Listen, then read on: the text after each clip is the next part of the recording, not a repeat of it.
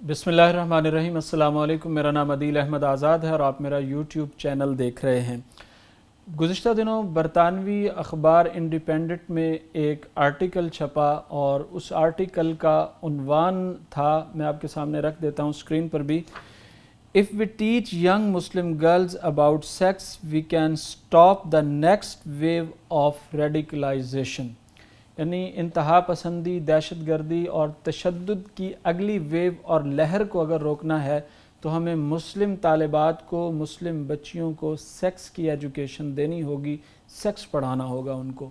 یعنی یہ برطانیہ میں چھپا، انگلش میں چھپا اور پوری دنیا میں پڑھے جانے والے ایک نیوز پیپر کی ویب سائٹ پر چھپا اور پوری دنیا میں اس کو پڑھا گیا۔ اگر سیکس کی ایجوکیشن اتنی ہی ضروری ہے تو پھر مسلم طالبات کے لیے ہی کیوں؟ میں نے کچھ عرصہ پہلے واشنگٹن پوسٹ کی ایک ڈاکومنٹری دیکھی، نیو یارک ٹائمز میں کئی مضامین اس حوالے سے پڑھے کہ سعودی عرب کی مسلم خواتین میں بیداری کی لہر کی ضرورت ہے۔ وہاں پر یہ دکھایا گیا اور چھاپا گیا کہ سعودی عرب کی خواتین میں بیداری کی ضرورت ہے، ان میں آزادی کی لہر کو پیدا کیا جائے۔ دوسری طرف ہم پاکستان میں دیکھتے ہیں گزشتہ کچھ عرصے سے عورت آزادی مارچ کا اہتمام کیا جا رہا ہے اور اس میں جو ہے خواتین کی آزادی کی بات کی جا رہی ہے۔ تو اب باقاعدہ طور پر بڑے بڑے اخبارات میں یہ لکھا جا رہا ہے کہ مسلم طالبات کو سیکس کی ایجوکیشن دی جائے۔ اب یعنی اگر تو جنسی تعلیم اگر آپ نے دینی ہے تو جنسی تعلیم بنیادی طور پر یہ جب 14-15 سال کی عمر کو، 16 سال کی عمر کو کوئی لڑکی پہنچتی ہے تو اسے بھی جسمانی تبدیلیوں کے ساتھ احساس ہونے لگتا ہے، اور گھر کے بڑے لوگ جو والدہ ہیں یا دادی ہیں یا نانی ہیں یا خالہ ہے یا پھوپھی ہے تو ان سے انہیں تعلیم ملنا شروع ہو جاتی ہے کہ اب کیسے رہنا ہے۔ اگر لڑکا ہے تو اسے بھی اسی طرح کی تعلیم وقتاً فوقتاً کہیں نہ کہیں سے گاہے بگاہے ملتی رہتی ہے۔ اگر اس کا کوئی اہتمام بھی کر لیا جائے کسی حد تک کسی عمر میں جا کر تو وہ تو بات ٹھیک ہے، یعنی گڈ ٹچ اور بیڈ ٹچ کی بھی بات ہو جائے، لیکن باقاعدہ طور پر این جی اوز کے تھرو یہ سارا معاملہ اس طرح کیا جا رہا ہے کہ اب صرف مسلم طالبات کو ضرورت ہے۔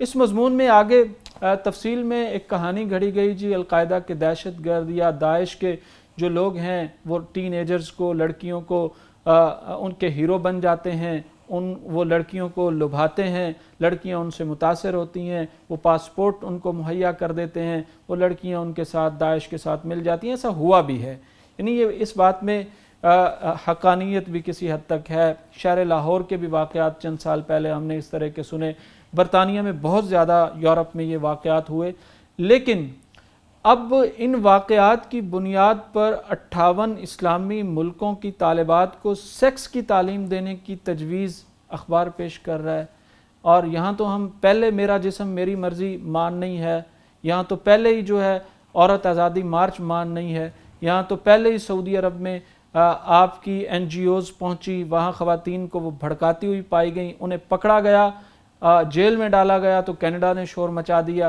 حالانکہ سعودی عرب کی کئی خواتین کو بہکایا گیا، انہیں وہاں سے نکالا گیا، پہلے تھائی لینڈ میں رکھا گیا، پھر فوراً ایک ہفتے کے اندر کینیڈا میں ان کو ویزے بھی پرووائڈ کر دیے گئے، پرمنٹ ویزے بھی انہیں دے دیے گئے، حالانکہ جو سیریا کے مہاجرین ہیں کینیڈا میں آج تک انہیں پرمنٹ ویزا نہیں ملا، وہ آج تک دھکے کھاتے پھر رہے ہیں کہ ہمیں ویزا دے دو۔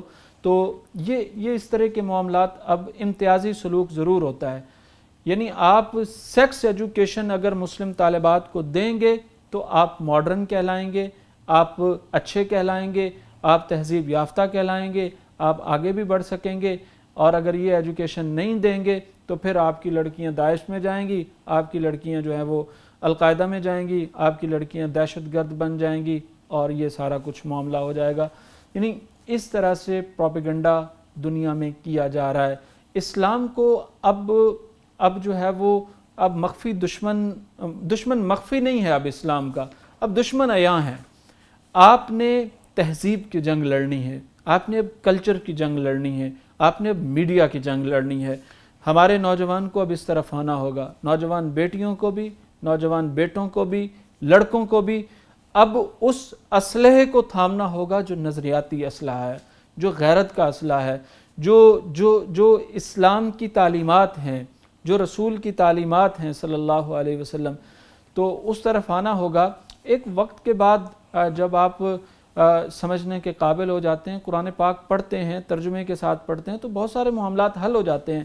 آپ کو ویسے پتہ چل جاتا ہے کہ آپ نے کس طرح کی زندگی گزارنی ہے۔ اسلام ایک مکمل پیکج کے ساتھ آتا ہے، اس میں یہ میاں بیوی کا کردار یا سارا کچھ اس میں آتا ہے، لیکن اس طرح کی جو فحاشی اور یعنی کی تحریکیں چلانے کی کوشش کی جا رہی ہے، یہ افسوسناک ہے۔ اس کا سدباب ہونا چاہیے اور اس حوالے سے غور و خوض ہونا چاہیے۔ If we teach young Muslim girls about sex, we can stop the next wave of radicalization.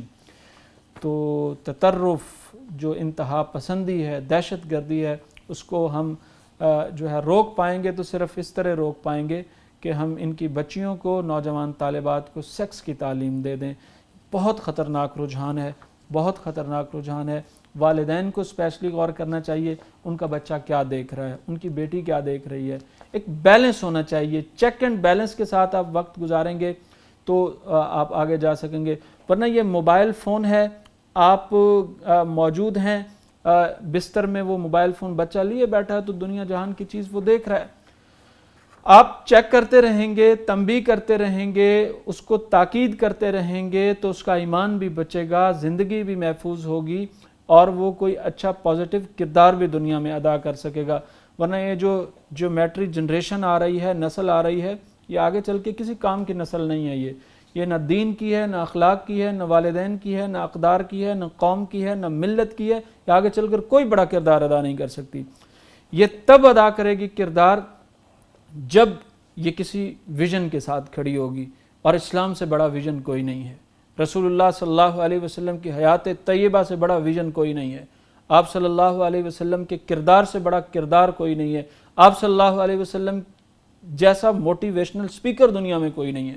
یعنی سب سے زیادہ آئیڈیل شخصیت اگر ہو سکتی ہے تو وہ رسول اللہ صلی اللہ علیہ وسلم کی شخصیت ہے۔ مائیکل ہارٹ نے لکھا ہے، اغیار نے لکھا ہے، یعنی وہ The 100 لکھتا ہے، 100 عظیم آدمیوں کی کتاب لکھتا ہے، تو پہلا نمبر رسول اللہ صلی اللہ علیہ وسلم کو اس لیے نہیں دیتا کہ آپ عرب تھے، اللہ کے نبی تھے، اس لیے نہیں دیتا، بلکہ وہ رینکنگ کے ساتھ آتا ہے، وہ اس کی ایک ترتیب کے ساتھ آتا ہے۔ اپنے نبی حضرت عیسیٰ علیہ السلام کو بہت بعد میں وہ لے کے آتا ہے، لیکن پہلے نمبر پر رسول اللہ صلی اللہ علیہ وسلم کو اس لیے لے کے آتا ہے کہ ایسی آئیڈیل زندگی دنیا میں کسی کی نہیں ہے۔ تو اس آئیڈیل زندگی نے ہمیں سب کچھ سکھایا ہے، ہمیں گھر کیسے بنانے ہیں اپنی، یعنی غض بصر کا حکم نبی صلی اللہ علیہ وسلم نے دے دیا کہ کوئی غیر محرم خاتون نظر آ جائے تو نظریں جھکا لو اپنی۔ آپ اس عمر میں ہیں، اپنی نظریں جھکا لیں، یعنی میرے رسول کی تعلیم یہ ہے کہ نظر جھک جائے۔